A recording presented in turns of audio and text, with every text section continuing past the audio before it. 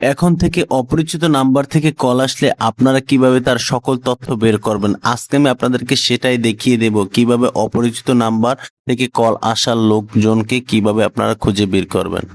তার জন্য আমার সম্পূর্ণ ভিডিওটি আপনার দেখতে হবে। আপনি যদি আমার ভিডিওটি টেনে টেনে দেখেন, একটু স্কিপ করে দেখেন, তাহলে কিন্তু আপনারা মূল তথ্যগুলো কিন্তু হারিয়ে ফেলবেন। তার জন্য আমার সম্পূর্ণ ভিডিওটি দেখার অনুরোধ রইল। তো ভিডিওটি শুরু করার আগে ছোট্ট একটি কথা না বললেই না, আপনারা যদি আমার চ্যানেলে নতুন দর্শক হয়ে থাকেন, প্লিজ আমার চ্যানেলটি এখনই সাবস্ক্রাইব করে দেন আর পাশে থাকা বেল বাটনটি অন করে দেন। তো ভিউয়ার্স, তাহলে আমাদের ভিডিওটি শুরু করা যাক।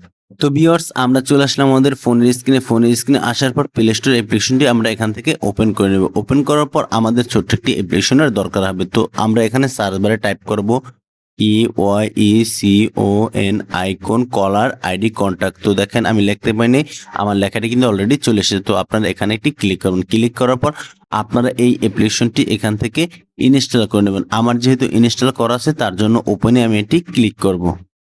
তো ভিউয়ার্স, ওপেনে ক্লিক করার পর আপনাদের সামনে সেম এমন একটি ইন্টারফেস কিন্তু দেখাবে। তো আপনারা এখান থেকে নেক্সটে ক্লিক করবেন। নেক্সট ক্লিক করার পর আপনারা এখানে লেখা দেখতে পারতেছেন যে গেট স্টার। তো আপনারা এখানে এটি ক্লিক করবেন। ক্লিক করার পর আপনারা কন্টিনিউতে ক্লিক করবেন। কন্টিনিউতে ক্লিক করার পর আপনাদের ফোনে যতগুলো জিমেল আইডি আছে, তো আপনারা এখানে কিন্তু দেখাবে। তো আপনারা এখান থেকে একটি জিমেল আইডি সিলেক্ট করে নেবেন। সিলেক্ট করার পর আপনাদের লোডিং হবে। লোডিং হওয়ার পর আপনাদের সামনে সেম এমন একটি ইন্টারফেস কিন্তু দেখাবে। তো আপনারা চাইলে কিন্তু আপনাদের ছবি দিয়েও এখানে কাজটি করে নিতে পারবেন। তারপর আপনারা চাইলে কিন্তু নামটিও এখান থেকে পরিবর্তন করতে পারবেন। তো আপনারা চাইলে আপনাদের নাম্বারটিও কিন্তু দিয়ে দিতে পারবেন। তো আমি এখানে নাম্বার দিব না, তার জন্য আমি এখানে একটি ক্লিক করব।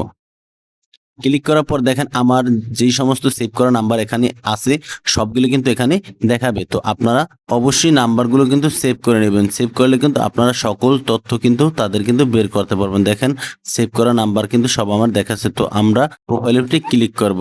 যে নাম্বারের সমস্ত ডিটেলস আমরা জানতে চাই, তো সেই প্রোফাইলে আমরা এটি ক্লিক করব। ক্লিক করার পর দেখেন আপনি যদি তার ফেসবুক অ্যাকাউন্টে ঢুকতে চান, তো আপনার ফেসবুকে এটি ক্লিক করবেন। ক্লিক করার পর আপনি কন্টিনিউতে ক্লিক করবেন।